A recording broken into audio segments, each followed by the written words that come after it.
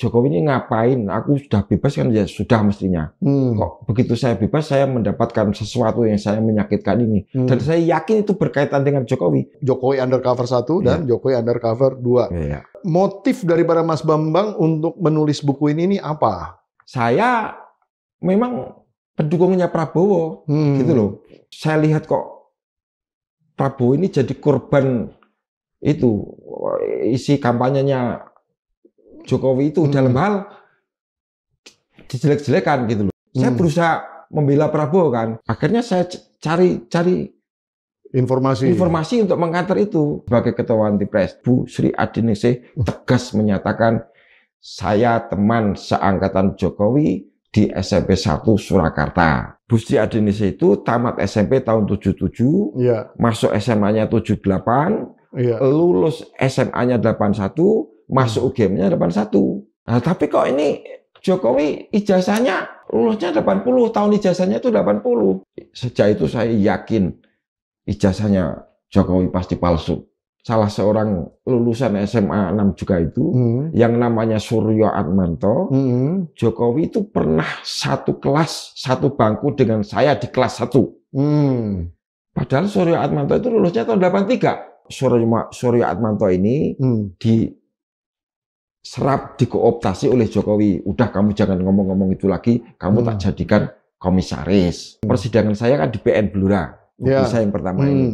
Buku itu malah nggak pernah disentuh. Status saya yang di Facebook itu yang mereka pakai gitu. Ya, tuh. Kalau yang kedua ini, saya yakin sekali uang saksi-saksi yang didatangkan jaksa itu dikoordinasi di rumahnya Bu Iriana kok.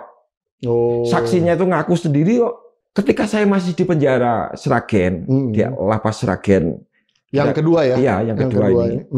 Itu kan di TV muncul Bang Rismon, Roy Suryo, Bu Tifa, kan dikasih tahu orang-orang itu berita ijazahnya Jokowi palsu muncul lagi tuh. Saya nonton kan. Wah, ini berarti saya nanti keluar harus ikut lagi terlibat ini karena saya di penjara karena buku ini.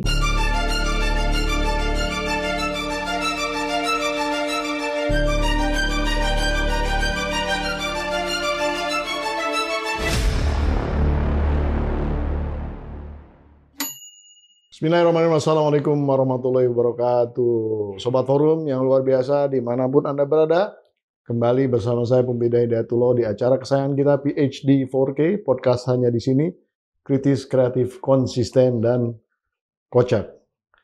Demokrasi seyogianya terbuka di dalam konteks berpendapat, di dalam konteks memberikan kritik, di dalam konteks menulis produk-produk jurnalisme. Di mana seorang Bambang Tri di tahun 2015 selesai menulis suatu buku yang berjudul Jokowi Undercover. Adalah suatu produk jurnalistik yang kemudian dilanjutkan dengan Jokowi Undercover yang kedua tentunya. Dan di studio penulis tersebut sudah hadir. Apa kabar Mas Bambang? Luar biasa, terima kasih sudah hadir. Mas Pompi ya. Iya, luar biasa nih, terima kasih. Ya. Intinya Mas Bambang, kita ingin bahwa negara kita ini di dalam konteks berdemokrasi tetap menjaga keterbukaan, kesetaraan, dan juga di dalam ranahnya itu memberikan ruang bagi orang-orang untuk terus bisa mengeluarkan pendapatnya. Nah, yang saya ingin tanyakan adalah pertama, Mas Bambang baru keluar dari tahanan ini berapa lama nih? 26 Agustus. 26 Agustus, belum sebulan lah ya, belum sebulan. Ya, itu yang pertama yang saya tanyakan sudah dijawab. Yang kedua mungkin gini, ini ada buku tulisannya Mas Bambang, Jokowi Undercover 1 dan Jokowi Undercover 2. Kalau Mas Bambang disumpah pakai kitab suci Al-Quran misalnya gitu, bahwa ini adalah benar sebenar-benarnya, Mas Bambang siap nggak? Siap. Yakin? Yakin. Bahwa ini bisa dipertaruhkan bukan hanya di dunia ini, tapi di akhirat juga. Betul. Kalaupun ada kesalahan, berarti kesalahan sumber saya. Gitu tuh. Jadi memang ini adalah suatu produk jurnalistik yang memang ada narasumbernya. Saya nggak mungkin tuh ngecap gitu loh. Benar-benar ya. Nggak ada sumbernya, saya bilang ada sumbernya. Gitu. Jadi ada yang narasi ataupun narasumber yang memang diwawancara. Dan itu kan kayak puzzle gitu. Ketika saya rangkai-rangkai itu jadilah buku ini. Gitu. Iya, iya. Nah, motif daripada Mas Bambang untuk menulis buku ini apa? Apakah ada pesanan pertama dari lawan politiknya Pak Jokowi misalnya, atau kemudian ada nggak yang mendanai, memberikan dana besar untuk melakukan ya istilahnya mencari-cari aib orang lah gitu? Oke. Gimana? Silakan dijelaskan, Mas. Yang Jokowi Undercover 1 dulu ya. Buku ini kan saya tulis pada masa persaingan Prabowo dan Jokowi di Pilpres yang pertama itu. Iya. Saya memang pendukungnya Prabowo, gitu loh. Nah, ketika dalam masa kampanye itu saya lihat kok Prabowo ini jadi korban itu isi kampanyenya Jokowi itu dalam hal dijelek-jelekan gitu loh. Iya. Apa yang Mas Pompi ingat? Misalnya isu Prabowo nggak punya burung, ingat kan? Ya, saya nggak mau komentar soal itu. Ya. Bukan, artinya itu nyata gitu loh, dulu real, gembar-gemborkan itu. Bagaimana mau jadi presiden, burung aja nggak punya gitu. Nah, misalnya dalam konteks ini, saya berusaha membela Prabowo kan, ini kayaknya ngawur ini pemberitaan itu. Iya. Akhirnya saya cari informasi untuk mengcounter itu. Nah, itu misalnya saya ketemu dengan namanya Ahmad Tohari, novel stop loh itu, yang rumahnya Purwokerto itu, yang saya kenal baik. Saya datang ke beliau, kira-kira cerita ini gimana gitu loh.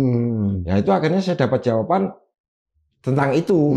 Saya tulis juga dalam buku itu, walaupun ini hanya sebagai pelengkap, bukan tema utamanya. Iya. Nah, yang langsung menjadi ilham untuk penulis buku ini itu adalah ada situs pembelanya Jokowi, namanya keren itu, situs anti-faker Indonesia gitu. Oh, iya. Loh, saya malah nggak tahu tuh. Padahal saya dulu di timnya Pak Jokowi. Iya, itu ada yang Jokowi punya tim seperti itu. Nah, dia mengatakan ini sudah selesai Pilpres. Dia memuat foto yang kemudian sangat penting itu, foto orang mirip Jokowi. Kampanye dengan ID gitu loh, foto itu. Ya tuh. Zaman dulu tuh, foto zaman dulu ya. Gimana? Fotonya foto zaman dulu. Iya, tapi dibilang oleh situsnya pendukung Jokowi itu ini editan, ini kerjaannya Prabowo, nggak legowo, sudah kalah mau bikin masalah. Lah saya tambah gimana, tambah sakit hati dong. Ini Prabowo sudah kalah, dikatain rekayasa, buat apa dia? Tapi yang saya kerjakan kemudian adalah menelusuri foto ini, karena saya punya insting ini asli, gitu loh. Foto itu adalah ada foto seseorang mirip Jokowi dengan DNI, dengan ID, ya. Hitam putih dong berarti fotonya. Fotonya hitam putih. Hitam putih. Ya. Dan ternyata foto itu foto apa itu, Pak? Setelah saya telusuri, ternyata foto itu koleksinya majalah Life Amerika. Oh, Life Amerika. Ya. Dan di situ diterangkan siapa yang moto, namanya Howard Sokurek gitu. Nah, baru saya semangat sekali ini. Oh, ini kerjaannya timnya Jokowi ini bikin kayak gini-gini nih, harus saya bantah gitu loh. Gitu. Ternyata kesimpulannya gimana tentang foto itu? Kesimpulannya foto itu real, asli, ya toh. Kan menarik sekali. Dari majalah Life lagi, kan? Dari majalah Life itu. Majalah Life yang cukup terkenal lah itu. Iya. Dan itu kemudian, loh, berarti ini Jokowi, kalau foto ini benar, ini bapaknya Jokowi, gitu loh. Itu berarti harus diselidiki lebih lanjut ini, gitu loh. Ternyata siapa yang ada di foto itu? Ya, jauh kemudian belakangan, saya bisa memastikan bahwa foto itu adalah betul fotonya Wijiatno, dan satu lagi itu 2 orang bareng itu. Heru Purnomo ada juga di situ. Sebentar, Wijiatno ini siapa dan Heru Purnomo ini siapa? Nah, supaya audiens kita kan ini kan baru nonton Mas Bambang, jadi supaya nggak bisa mengikuti. Gitu. Oke, Wijiatno itu kan kakak beradik dengan Heru Purnomo. Kakak beradik dengan Heru Purnomo. Tapi yang jelas, yang namanya Heru Purnomo ini pernah ditahan di Nusa Kambangan setelah 65 itu tuh. Karena apa? Karena PKI. Oh, karena PKI. Pemuda Rakyat waktu itu dia. Heru Purnomo. Heru Purnomo. Lah yang Wijiatno ini Itu data terakhir yang saya punya, dia cuma sopirnya Aidit. Jadi kalau Aidit itu kunjungan ke daerah Jawa Tengah, selalu sopirnya Wijiatno ini. Iya. Gitu. Nah, yang mirip sama Pak Jokowi ini siapa? Wijiatno? Dua-duanya mirip. Oh, dua-duanya mirip? Iya. Heru Purnomo mirip? Iya. Wijiatno ini? Mirip. Wijiatno ini kalau nggak salah yang tertulis ataupun tercatat sebagai orang tuanya atau bapaknya Pak Jokowi. Iya, walaupun sudah disamarkan lagi, digantikan namanya dengan nama lain kan, Wijiatno Noto Miharjo. Ya. Gitu. Noto Miharjo itu nama belakangan aja. Nggak ada sebenarnya. Nggak ada. Oh. Tapi orang tuanya ataupun bapaknya Pak Jokowi ini siapa sebenarnya, yang mana? Setelah saya selidiki, yang benar yang Heru Purnomo ini. Kandungnya? Ya. Oh, bagaimana Mas Bambang bisa menyimpulkan itu? Nah, ceritanya kan begini. Saya ketemu orang yang namanya Faisal itu. Ya, Bang. Faisal itu ngaku kepada saya lulusan UGM dulu gitu kan. Bapak saya itu tentara angkatan udara. Ya, pangkatnya cukup tinggi lah pokoknya itu. Lah dia waktu kuliah di UGM itu pernah pacaran dengan mahasiswi AUB namanya di Solo itu. AUB itu siapa? Akademi Uang dan Bank itu loh. Oh, oke. Ya, namanya Hartanti. Ya. Saya pacaran. Rumahnya itu Hartanti itu Pedan, Klaten. Gitu. Wah, pokoknya sudah dekat sekali dan Faisal ini berniat menikahi Hartanti. Tapi saya nggak tahu. Ini ceritanya Faisal ya. Iya. Narasumbernya Faisal berarti kan? Iya, kan? Ya. Tiba-tiba saya itu didatangi intel-intel angkatan udara. Ya toh.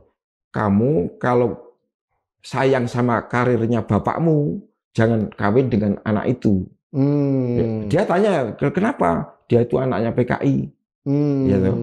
Akhirnya nggak jadi kawin. Iya. Nah, Hartanti ini kenapa jadi apa namanya terindikasi keluarga PKI? Kenapa? Apa hubungannya dengan? Ya, karena dia anaknya Sumarto. Sumarto itu siapa? Sumarto ini orang kaya di Pedan sana, Juragan Tenun Pedan Lurik itu. Iya. Dan hubungannya dengan Wijiatno ataupun Heru Purnomo ini? Ya, apa? ini gini. Faisal juga mengatakan. Sumarto ini wajahnya walaupun dia laki-laki itu persis dengan Sujiatmi itu, gitu loh. Sujiatmi siapa nih? Sujiatmi kan sudah terkenal waktu itu tampil Jokowi diakui sebagai ibunya Jokowi gitu kan. Oh siap, supaya clear kan. Saya kan hanya ini supaya pasti nih Mas Bambang. Pelan-pelan nih kita. Bagus juga supaya saya juga bisa merefresh gitu. Jadi Sujiatmi ini adalah ibunya yang diakui Jokowi sebagai ibunya. Padahal sebetulnya bahkan Sujiatmi ini kan kayak orang apa yang saya bilang, dia nulis buku kan. Ya, saya Sujiatmi ibunda Jokowi. Lah kan saya sebagai pengamat kan, siapa yang nanya gitu kan. Kan ada keperluan saya harus mengklaim sebagai ibunya Jokowi gitu kan. Ya, dari keterangan Faisal itu dia bilang Sujiatmi ini adiknya Pak Sumarto itu. Saya pernah ketemu waktu main ke rumahnya Pak Sumarto itu gitu. Sumarto itu bapaknya Hartanti itu. Hartanti itu pacarnya Faisal. Faisal ya nggak jadi karena PKI itu gitu. Jadi Faisal ini yang menceritakan semua ini tentang Sumarto dan Sujiatmi ini. Gitu. Dan itu ada saksi. Ya, ada saksinya. Untuk supaya saya ada saksinya, saya pernah ngomong gitu sama Faisal. Faisal saya ajak ke kantor redaksinya Hindrajit waktu itu, yang di dekat Blok M. Hindrajit tahu, inilah Faisal. Gitu loh. Mas, kalau wawancara gitu direkam nggak waktu itu? Nggak. Hanya ditulis saja? Iya, saya tulis itu. Ya karena kan kalau wartawan biasanya dua-duanya tuh ada rekaman. Tapi kan saya ada saksinya Hindrajit ketika wawancara dengan Faisal. Gitu loh. Jadi Faisal inilah yang menceritakan sebetulnya bahwa ibunya Pak Jokowi ini, adiknya Pak Sumarto adalah calon mertuanya si Faisal yang ini. Batal itu. Nah sekarang korelasinya dengan keluarganya Pak Jokowi ini gimana? Lah Sumarto kan PKI. Sumarto PKI. Ya, jelas ya dari ceritanya Faisal itu Ya, karena kan nggak boleh nggak boleh kawin kawin sama dengan orang-orang angkatan udara itu anaknya tentara tadi. gitu Ya, toh. Iya mm. toh. Nah, kalau yang ininya yang Sujiatmi ini apa hubungannya? Kan adik dari seorang PKI belum tentu PKI. Iya, kalau mengenai siapa Sujiatmi ini, itu yang memberi informasi saya orang lain. Oh, bukan Faisal. Ya bukan, namanya Pak Mudrik Sangidu. Oh. Ya tokoh P3 Solo lah, Mega Bintang dulu itu loh. Iya, Pak Mudrik itu saya memastikan bahwa Sujiatmi ini gerwani gitu loh. Oh. Iya kan. Tapi betul bisa dikonfirm itu bahwa itu Pak Mudrik kan sudah meninggal. Pak Mudriknya nggak ada, sudah nggak ada. Ya, tapi kan saya dapat dari dua sumber nih. Faisal itu yang mengatakan adiknya Sumarto itu, ya, lah anehnya nama Sumarto itu nggak diakui dalam biodatanya Bu Sujiatmi itu, dicorek. Oh, yang di buku saya ibunya Jokowi tadi. Ya. Nah, pertanyaan saya lagi adalah benar ini Sujiatmi ini adalah ibu kandungnya Pak Jokowi. Nah, ternyata itu juga bohong gitu loh. Waduh, gimana tuh bisa konfirmasi tentang itu? Saya pakai teori sederhana, pakai teori genetika dasar ya. Jokowi itu kan alisnya tebel. Iya. Ya, itu kalau menurut hukum genetika dia harus punya salah satu dari kedua orang tuanya itu alisnya tebel juga. Ya loh. Jadi gimana tuh nyocokinnya? Nah, ternyata yang diakui Jokowi itu kan Wijiatno sama Sujiatmi ini. Dua-duanya nggak ada yang tebal. Alisnya itu ya? Alisnya itu. Oh. Berarti bohong. Gitu. Iya. Terus tapi kan itu analisa, bukan dari narasumber kan? Bukan. Kalau ini ceritanya kan yang seperti tadi, ya. Berarti ini bukan ibunya. Gitu. Kenapa saya terangsang untuk menyelidiki itu? Ya karena Bu Sujiatmi itu kayak orang tadi yang bilang tiba-tiba dia menulis buku saya Ibunda Jokowi. Nggak ada yang tanya kok. Dan rata-rata jarang ada ya seseorang walaupun kelasnya kepala negara gitu ya, orang tuanya itu kan menulis buku, jarang banget. Nggak pernah ada. Iya. Dan klaimnya itu kayak untuk meyakinkan. Iya, itu. Nah, itu. Nah, kalau kemudian tadi orang tuanya, kalau bukan Sujiatmi ini ibunya, sebenarnya ibunya Pak Jokowi ini siapa? Nah, dari situ saya mencari referensi siapa ini wanita-wanita beralis tebal yang ada di sekitar Jokowi waktu itu gitu loh. Ketemulah seorang wanita itu tadi, Yap Meiwa itu. Oh, ya, siapa itu, Pak? Nah, Yap Meiwa ini menurut informasi dari almarhum Uskup Puja Sumarta, itu adalah orang yang datang ke Gereja Katedral Semarang, tapi dia ngaku sebagai istrinya Aidit dalam keadaan hamil. Oh. Ya, Yap Meiwa ini minta untuk dibaptis. Ya, waktu itu kan yang ex PKI gitu kan disuruh oleh Pak Harto untuk meluk salah satu agama gitu loh. Iya. Nah, waktu itu Yap Meiwa datang. Saya ini istrinya Aidit. Tolong saya dibaptis sebagai Katolik gitu. Nah, Uskup Puja Sumarta ini, ya, wong itu juga kita sudah dapat perintah itu dari tentara gitu. Iya. Nanti setelah siap datang lagi aja gitu. Tapi ketika datang, yang dia bawa anak yang sudah gede umur 4-5 tahun itu. Oh, bukan yang dikandung itu toh, karena baru beberapa waktu kemarin gitu. Iya. Berarti itu sudah dilahirkan tapi tidak dibawa. Nah, yang dibawa ini menarik sekali karena namanya menurut Uskup Puja Sumarta Joko Widodo. Oh. Nah, ini cerita tahun 99 loh. Uskup ini tahun 99. Dia sudah cerita ke saya dan itu nggak bahas Jokowi.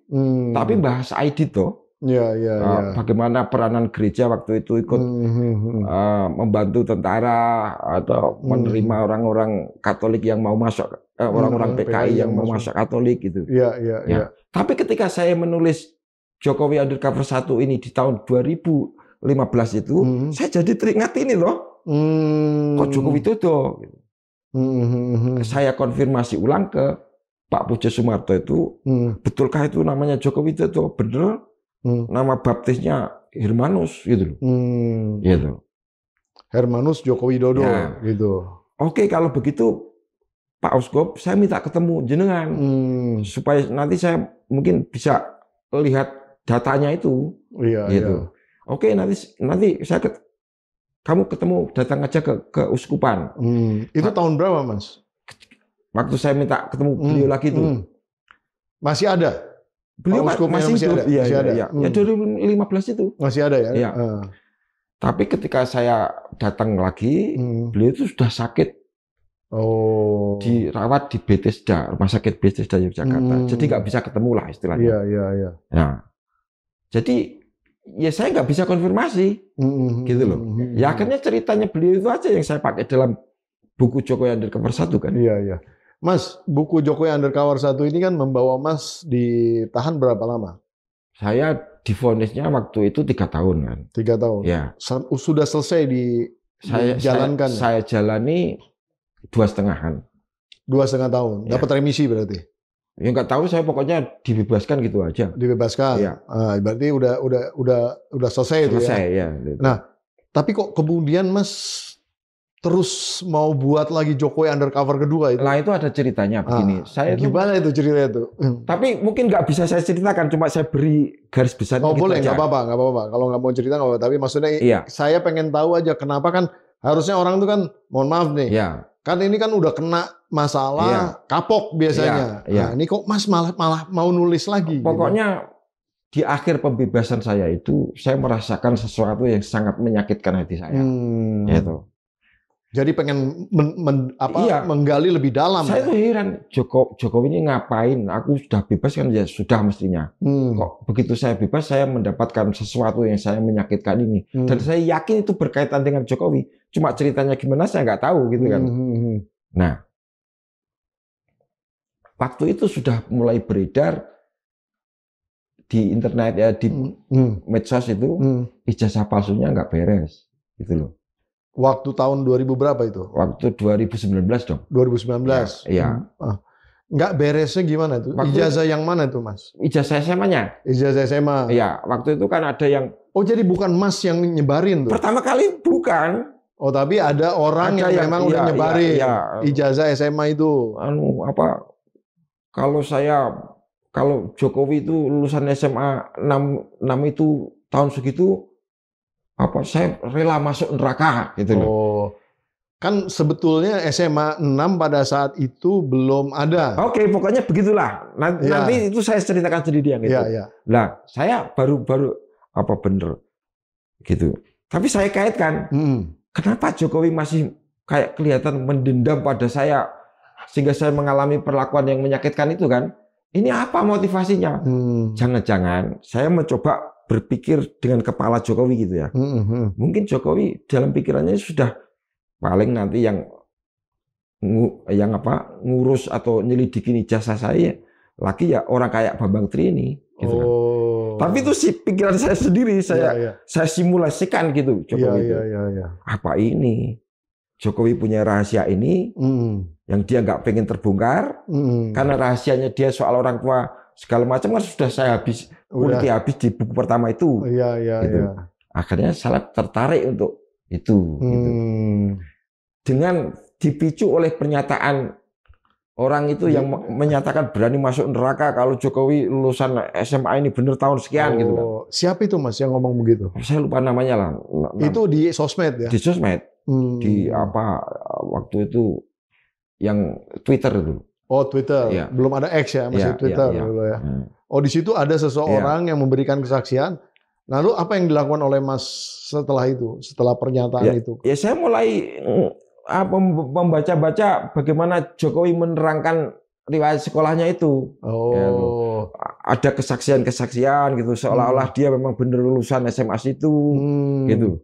Nah itu saya baca kok nggak sama antara satu yang lain ini. Tidak ada konsistensi. Iya, bahkan bertentangan total. Salah satunya pernyataan dari orang yang namanya Sudadi Mulyono itu.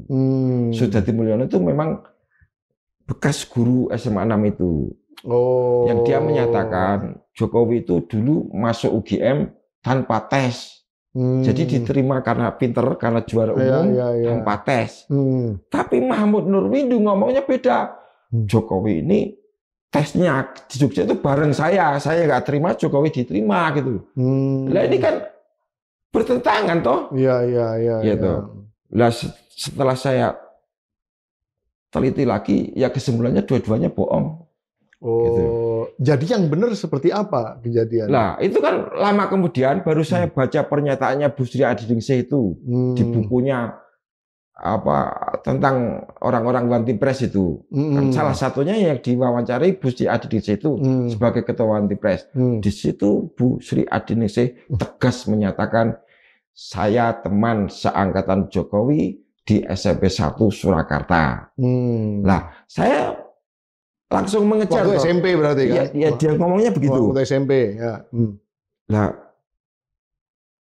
Bu Sri Adiningsih itu tamatnya SMP kapan, tamat SMA kapan, masuk gamenya kapan, gitu kan. Ketemulah itu.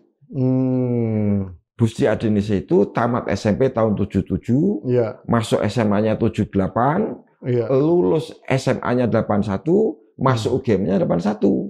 Masuk tuh, matching ya? Iya. Artinya Pak Jokowi pun harusnya seyogianya sama. Harusnya seperti itu. Oh. Nah, tapi kok ini Jokowi ijazahnya yang di KPU itu, yang diumumkan itu kok lulusnya 80, tahun ijazahnya itu 80. Bukan 81? Bukan. Ya toh. Sejak itu saya yakin ijazahnya Jokowi pasti palsu. Gitu. Nggak mungkin dong Bu Sri Adiningsih yang bohong. Mas sempat ngelihat ke KPUD waktu itu. Gimana? Ke KPUD sempat ngelihat. Itu kan diunggah. Oh, oleh KPUD. KPU pusat. Oh, KPU pusat. Iya. Untuk pencalonan Jokowi. Pencalonan 2019. Oh, berarti untuk pencalonan presiden. Iya. Itu pun unggahnya sudah telat toh. Itu kan saya bebas 1 Juli itu kan Jokowi sudah jadi presiden. Iya.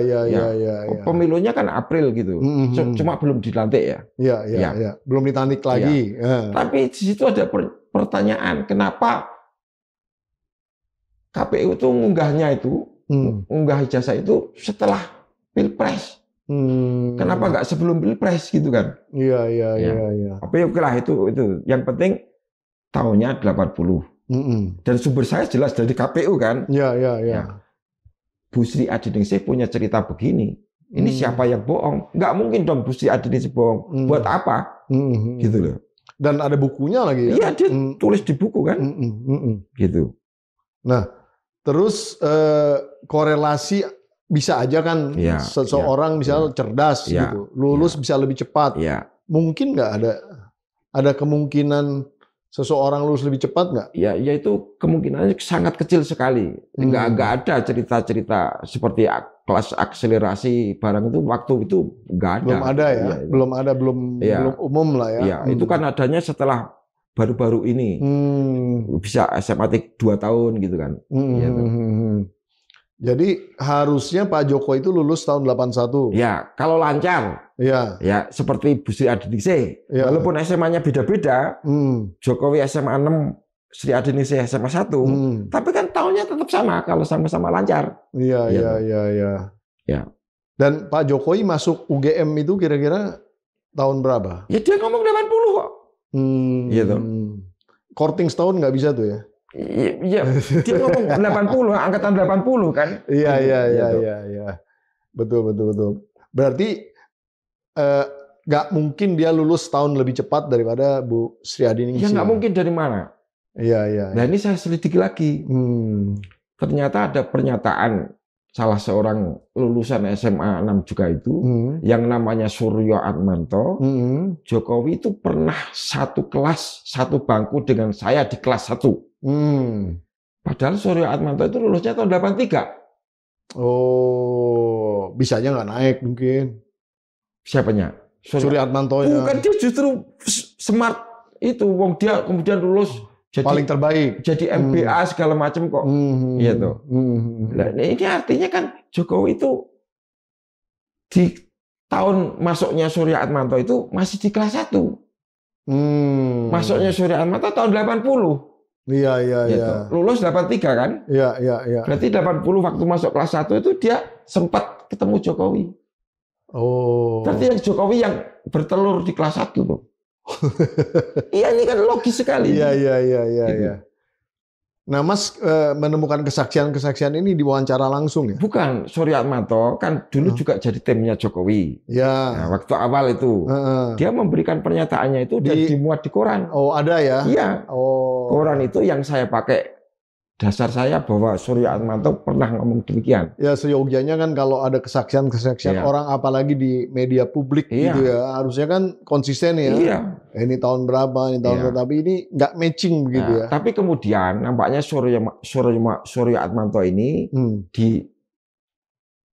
dikooptasi oleh Jokowi. Udah kamu jangan ngomong-ngomong itu lagi, kamu tak jadikan komisaris. Oh. Gitu loh. Kan betul Surya Atmanto jadi komisaris Bukit Asam. Gitu loh. Nah, saat ini orang-orang seperti Surya Atmanto itu harusnya muncul. Ya, berikan kesaksianmu yang sebenarnya. Kalau Bu Sri Adiningsih kan udah enak Mas, udah menikmati kan, udah dikasih jabatan. Ya, nggak mungkin lah. Saya bilang seharusnya. Gitu. Iya, iya, iya. Ya kenyataannya dia menghilang ya seperti ini. Iya, iya, iya. Nah, artinya yang Jokowi Undercover 1 itu tentang masalah asal usulnya keluarganya. Iya, ini tadi kita melompat ke Jokowi. Gak apa-apa. Jokowi Undercover 2. Nah, ya. Yang sekarang yang Jokowi Undercover kedua ini tentang masalah ijazah itu. Ya edukasinya lah ya. Tapi kan motivasinya tadi kan kenapa Jokowi menyakiti saya seperti ini? Iya. Itu pasti dia menyimpan rahasia yang lebih besar. Gitu loh. Begitu di medsos ada isu di Twitter itu yang orang mengatakan saya berani masuk neraka kalau Jokowi benar-benar lulusan. Ini? Kenapa Jokowi yang mungkin dia sudah punya pikiran ya paling nanti orang kayak Bambang Trini yang bakal gitu. Padahal saya nggak punya pikiran apa-apa gitu kan. Tapi kenapa dia hantam saya dengan sesuatu yang sangat menyakitkan itu? Tapi saya nggak mau ngomong soal itu dulu ya. Iya. Mas kan di 2019 itu kan sebenarnya Mas kan pendukungnya Pak Prabowo ya? 2014 dong. 2014, bukan kan? 2019 masih dukung Pak Prabowo nggak? Saya nggak ngapa-ngapain, dari penjara bisanya apa? Di dalam ya.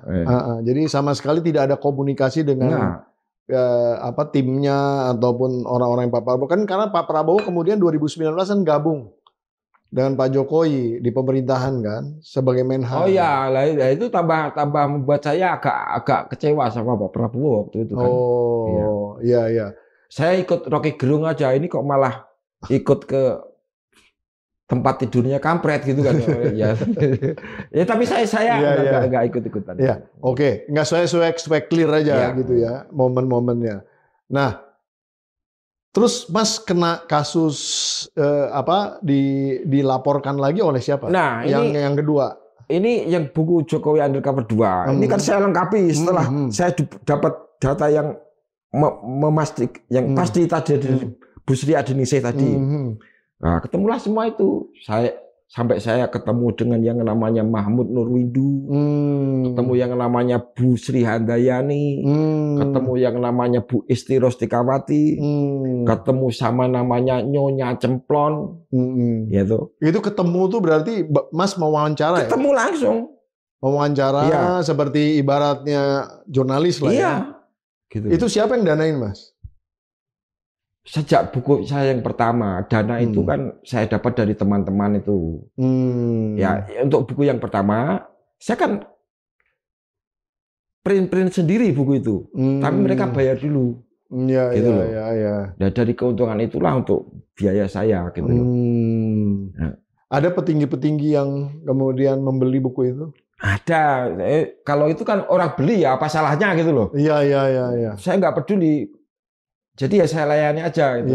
Itu ada dua yang petinggi yang waktu itu, yaitu Pak Sutioso sama Pak Kunto itu. Oh, membeli bukunya. Ya, karena mungkin tertarik dengan informasinya ya. Itu yang pertama. Ya. Yang kedua sempat dijual atau sempat? Yang kedua itu malah belum belum saya apa-apain, baru selesai saya tulis gitu aja toh. Oh, tapi kok tiba-tiba langsung dikenakan? Ya karena saya podcast itu kan. Oh, Iya, toh. jadi menyampaikannya Iya. tidak dalam buku, tapi Iya, dalam iya. Yang konteks penting podcast. orang ngerti betul saya sudah selesai nulis buku ini gitu loh. Ya, tapi belum sempat dipublikasikan Ya, ya. belum. Ya. Oh, seperti itu. Artinya Mas ini sebenarnya menulis buku di dalam konteks jurnalistik yang Iya.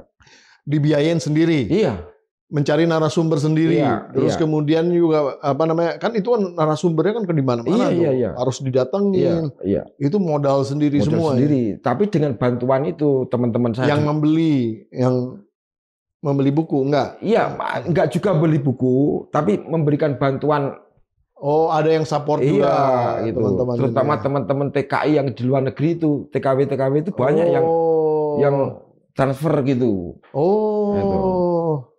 Malah justru dari orang dari luar negeri yang bekerja di luar memberikan simpati. Tentu saja dari mereka yang anti Jokowi gitu kan. Oh. Gitu. Dengan alasannya sendiri. Iya. Begitu saya beritahu saya punya buku ini lagi, kamu mau bantu. Oh, luar biasa ya, ada supportnya dari mereka-mereka itu. Nah, terus kemudian Mas dikenakan untuk yang pertama dikenakan pasal berapa, dan untuk yang kedua dikenakan pasal berapa? Ya itu, yang lucunya itu kan begini, Mas Bompiang, pakai ITE itu semua.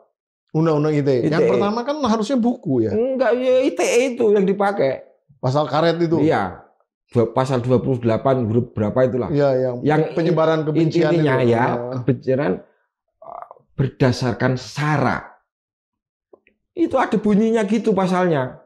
Lah saya pikir buku itu di mana saranya gitu loh. Iya. Ya, bagi yang pertama, yang kedua ini.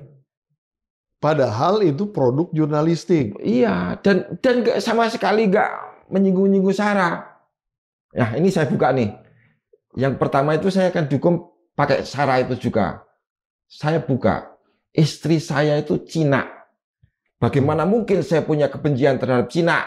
Oh, istrinya Mas ini turunan? Iya. Oh, Cina murni, bapak ibunya Cina toh. Iya, maksudnya turunan yang udah ada di Indonesia gitu ya, maksudnya. Iya. Jadi artinya saya sudah nggak punya sentimen-sentimen gitu. Oh. Gitu. Yang pertama itu, yang kedua? Yang kedua ini, pasalnya sama itu lagi. ITE sara juga. ITE lagi. Padahal ini saya nggak pernah menyebut kata Cina dalam buku ini kan. Yang pertama memang menyebut. Karena memang ada indikasi PKI dan turunan. Bukan, ibunya Cina gitu kan. Oh. Kalau saya bilang orang ini ibunya Cina terus dikenai pasal kebencian terhadap Cina, gimana urusannya itu? Gitu. Oh, istrinya Mas saja turunan kan gitu ya. Sebenarnya nggak ada korelasinya ya. Iyalah, ya pokoknya itu saya dipaksakan tuh bisa masuk gitu aja. Nah, oke, di dalam konteks pengadilan ya, kan kita harusnya kan Mas bisa menunjukkan bukti-bukti. Iya, yang kedua ini, yang pertama? Yang pertama dan yang kedua. Iya. Dua-duanya ini kan harusnya bisa menunjukkan sehingga paling tidak meyakinkan pihak penegak hukum ini bahwa ini memang produk jurnalisme. Iya. Ya kan. Nah, pertanyaannya adalah kenapa nggak saya sampaikan gitu waktu bukan, maksud saya justru terbalik. Kan pasti udah disampaikan toh bukti-bukti ini. Iya. Tapi Mas divonis juga, bersalah juga gitu kan. Artinya, mohon maaf nih, apakah ada indikasi titipan-titipan Mas di dalam proses persidangannya? Ini kan kita indikasi indikasi bukan nuduh nih. Iya. Proses yang pertama itu, persidangan saya kan di PN Blora. Buku saya yang pertama ini. Buku itu malah nggak pernah disentuh. Loh? Iya, nggak pernah kita membahas soal buku itu. Tapi status saya yang di Facebook itu yang mereka pakai gitu. Iya tuh. Status-statusnya Facebook itu. Di situ Mas memang banyak meng-quote apa yang ada di dalam buku. Iya, dan di luar buku toh. Oh iya. Tapi sama sekali nggak ada saya yang mendiskreditkan ras Cina gitu, nggak ada. Iya. Jadi bukan sara. Iya, bukan saya. Jadi artinya ini cuma berbicara masalah silsilah. Iya, dan saya bilang Jokowi anak PKI. Itu kan tidak sara juga. Nggak sara. Nggak sebenarnya. salah. Dan saya disclaimer dalam buku itu, Hmm. tidak ada salahnya anak PKI jadi presiden. Ada itu di buku itu. Tetapi yang Jokowi ini bohongnya itu loh. Nggak ngakui bahwa orang tuanya dan lain-lain. bahwa orang tuanya PKI itu. Bohongnya itu yang bermasalah. Karena calon presiden kan harus jujur. Iya, kebohongan publik itu. Iya, memang. gitu loh. Iya, ya, nggak boleh. Kebohongan publik itu juga ada undang-undang. Tapi soal PKI itu saya clear. Tidak ada salahnya anak seorang PKI jadi presiden karena dia bukan PKI toh. Iya. Gitu. Oke, kalau yang kedua kan sama juga, Mas. Sama juga. Nah, tadi pertanyaannya belum dijawab. Iya. Indikasi adanya titipan-titipan sehingga Mas divonis sedemikian. Ya kalau yang kedua ini saya yakin sekali uang saksi-saksi yang didatangkan jaksa itu dikoordinasi di rumahnya Bu Iriana kok. Saksinya itu ngaku sendiri kok. Gitu loh. Yang kedua ya? Iya, yang kedua ini. Di rumah Ibu Iriana di mana, Mas? Di Solo. Di Solo. Gitu. Itu dikoordinasikan. Iya, itu ada yang ngaku begitu. Kita dipanggil dulu ke sana sebelum datang ke sini gitu loh. Ya waktu itu kita bilang berarti Anda itu saksi pesenan gitu. Tapi kan harusnya kita tolak saksi itu. Ya, maksudnya sama kuasa hukumnya Mas harusnya dia tolak. Tapi kenapa enggak saya juga nggak tahu gitu loh. Iya. Ini luar biasa ya. Nah, oke, sekarang dari dua peristiwa ini, Mas mendapatkan, maksudnya hikmahnya apa nih buat Mas ini dalam kehidupan ini? Nah, gini, bukan hikmahnya untuk buku saya gitu aja ya. Nah, ketika saya masih di penjara Sragen, di lapas Sragen. Yang kedua ya? Iya, yang kedua ini. Kira-kira bulan April, habis Lebaran, itu kan di TV muncul Bang Rismon, Roy Suryo, Bu Tifa, kan mulai muncul di TV itu. Ya. Ini ada apa gitu kan? Tadinya saya nggak nonton, tapi dikasih tahu orang-orang itu berita ijazahnya Jokowi palsu muncul lagi tuh. Saya nonton kan. Wah ini berarti saya nanti keluar harus ikut lagi terlibat ini karena saya di penjara karena buku ini. Saya juga waktu itu heran kok orang-orang ini nggak datang menemui saya ya gitu. Waktu itu saya bertanya-tanya. Kan beda isu Mas. Gimana? Beda isunya. Mereka kan mempermasalahkan masalah UGM-nya. Iya tapi kalau Mas kan tapi masalah SMA toh kan pasti ada kaitannya gitu loh. Gitu.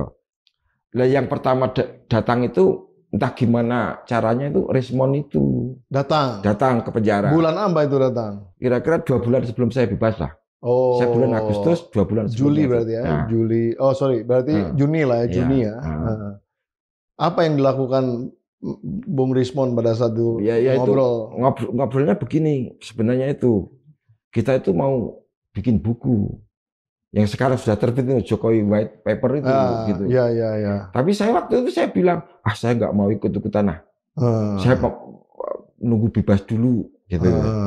Terus? Ya, tapi akhirnya kan Rismon punya pikiran lain.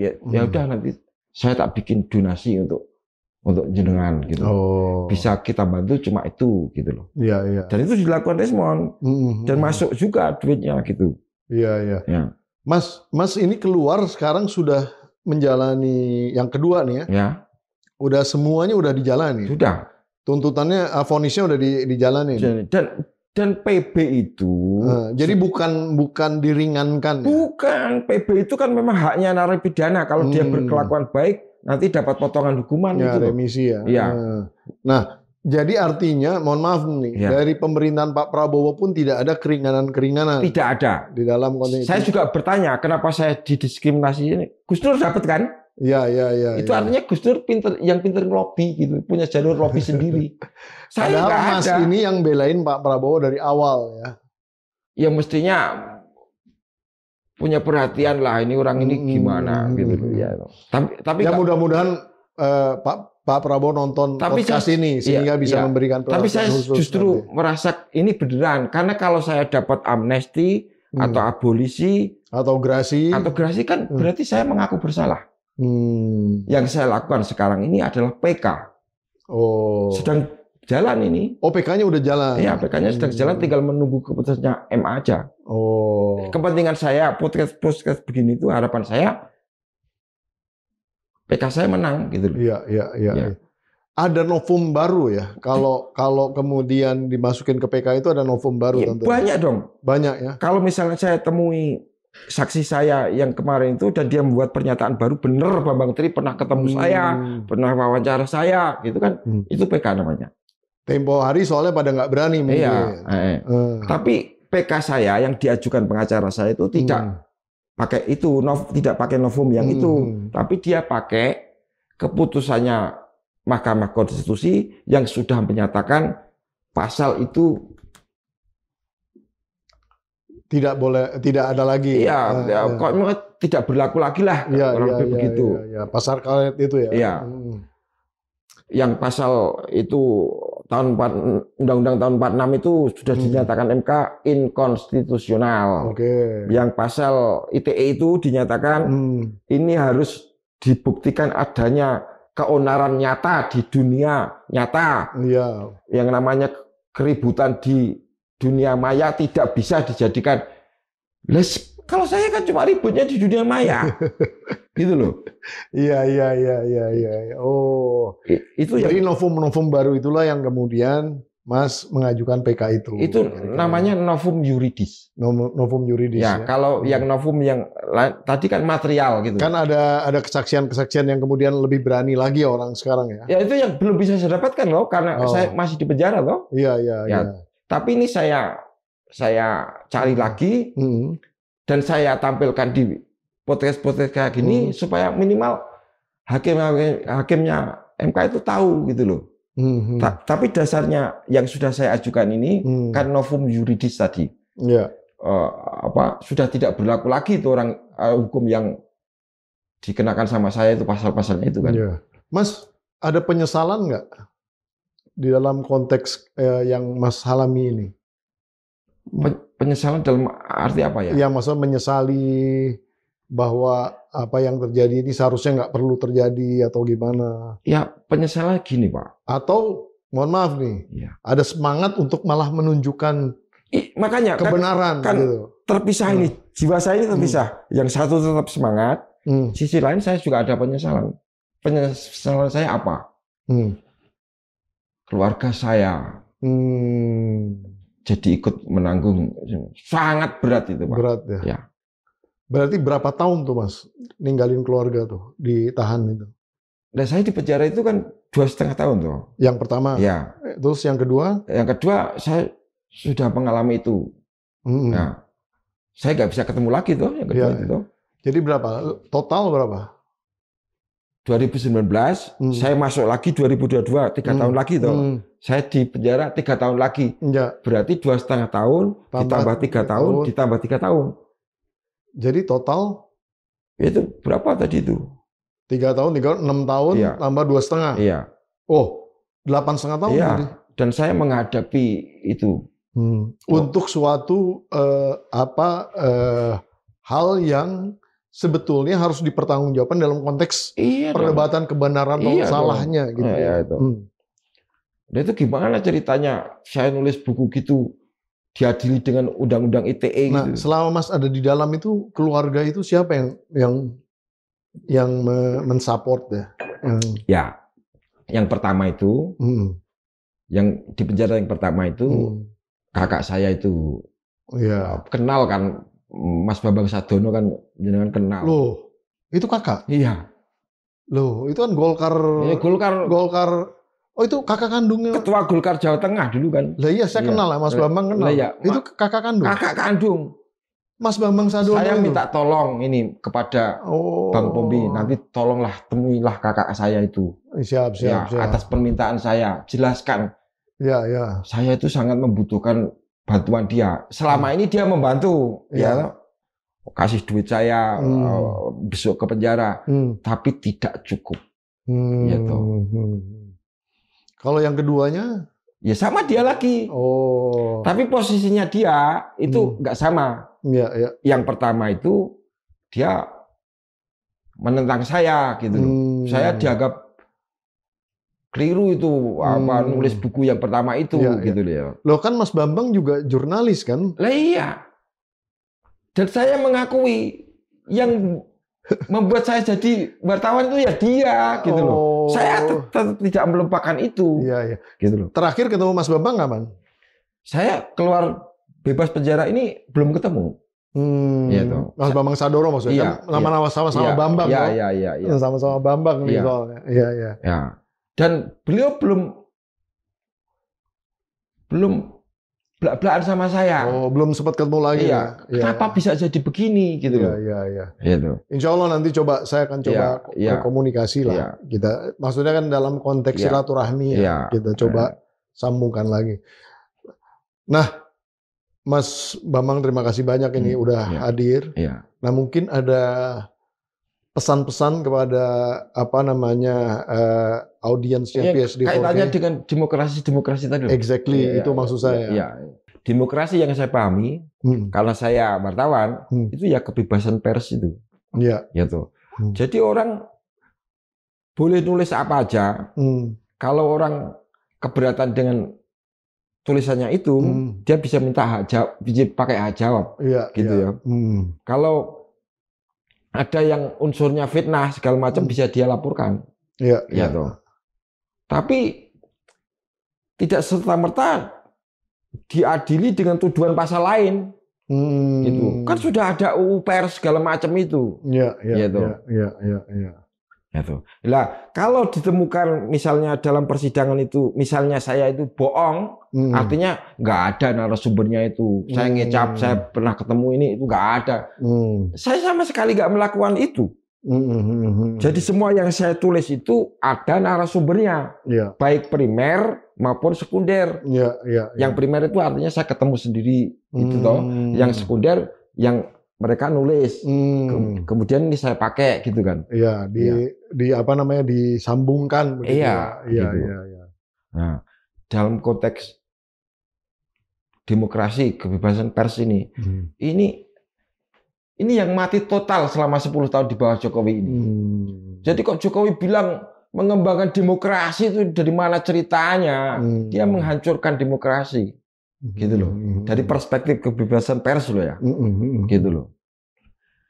Dengan senjata itu UU ITE itu yang sekarang sudah dibatalkan oleh MK.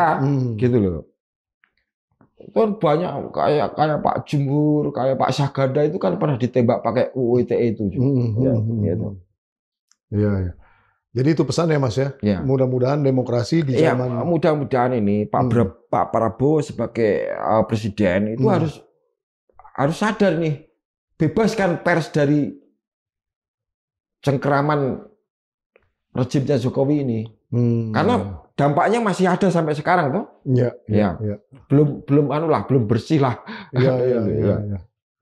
Nah, terus harapan Mas ke depan apa? Apa yang akan diperbuat? Iya, harapan saya, ya PK saya nanti bisa menang, saya bisa menuntut rehabilitasi sama Pak Prabowo. Gitu.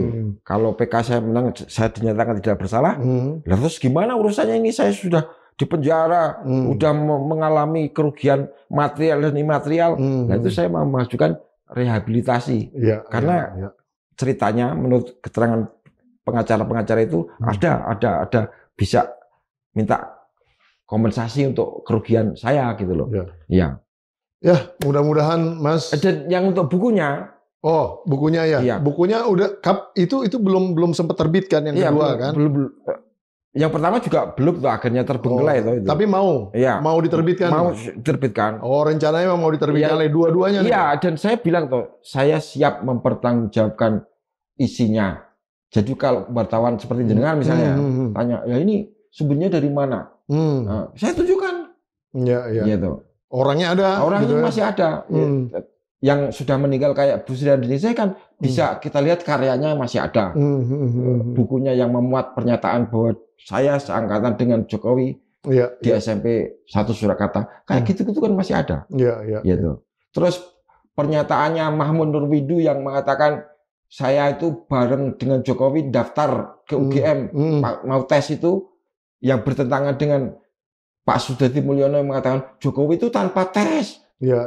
Itu terekam juga ya. Sumbernya kan ada. Iya. Gitu loh. Iya. Dan saya screenshot gitu. Jadi saya nggak mengubah sedikit pun apa omongan mereka di buku Jokowi Undercover 2 ini. Iya. Kalau nggak ada sumbernya itu, dari mana saya bisa ngomong gitu loh Mas. Itu. Termasuk omongannya Pak Suryo Atmanto tadi yang mengatakan dia pernah satu kelas, satu bangku dengan Jokowi di kelas 1, padahal dia lulusnya 83. Iya, itu pun ada. Ada. Gitu loh. Iya. Nah, itu kira-kira mau diproduksi atau mau dibuat digital, produk digital yang kemudian mau dijual apa bagaimana? Ya, rencananya? Lihat keadaan nanti. Keadaan, banyak ide tuh macam-macam nanti gimana baiknya gitu aja lah. Karena kan zaman sekarang orang udah jarang baca dalam bentuk cetak tapi banyak baca lewat digital platform gitu. Tapi khusus ini saya cita-citanya cetak. Lain rasanya kita. Jadi ada barangnya lah ya. Iyalah. Kalau nggak percaya baca sendiri.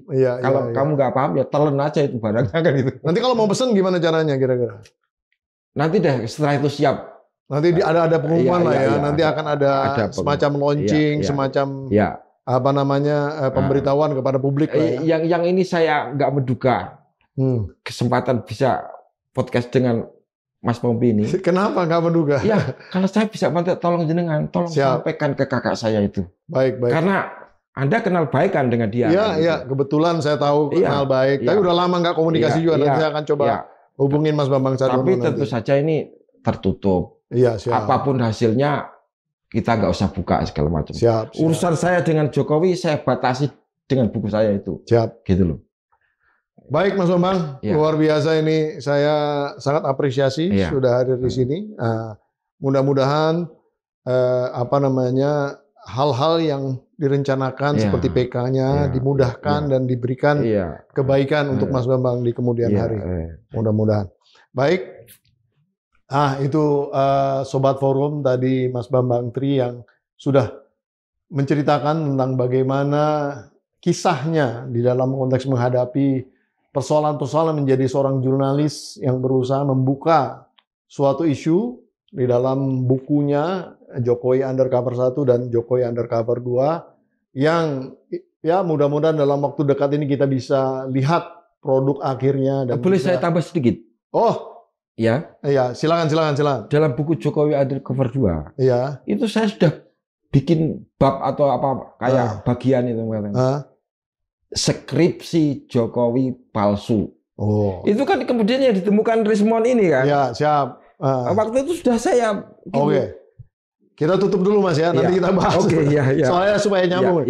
Mohon maaf tuh, Sobat Forum tadi tambahannya luar biasa. Jadi Mas Bambang sudah bisa melakukan prediksi apa yang sedang diperjuangkan oleh Mas Roy Suryo, Dr. Tifa dan juga Bung Rismon ya. Dan tentunya di dalam konteks semangat podcast ini adalah kita ingin mengangkat bahwa di dalam dunia demokrasi seyogyanya basis-basis kebenaran harus boleh diberikan ruang yang seluas-luasnya untuk bisa dibuktikan berdasarkan basis-basis tentunya jurnalisme yang bisa dipertanggungjawabkan.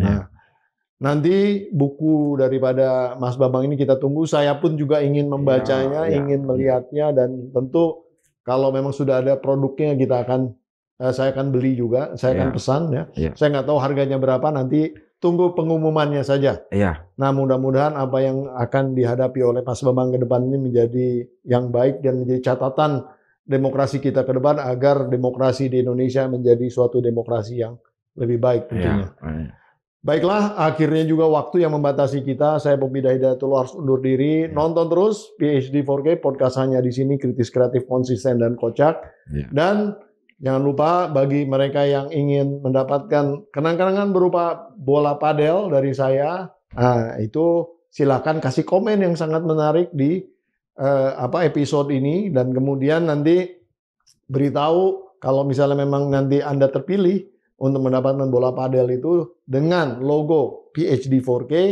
Nah, nanti kita akan coba tanyakan nama dan alamat di mana mau dikirimnya. Ya, Nonton terus dan sampai di episode berikutnya. Wassalamualaikum warahmatullahi wabarakatuh. Luar biasa Mas Bambang, terima kasih.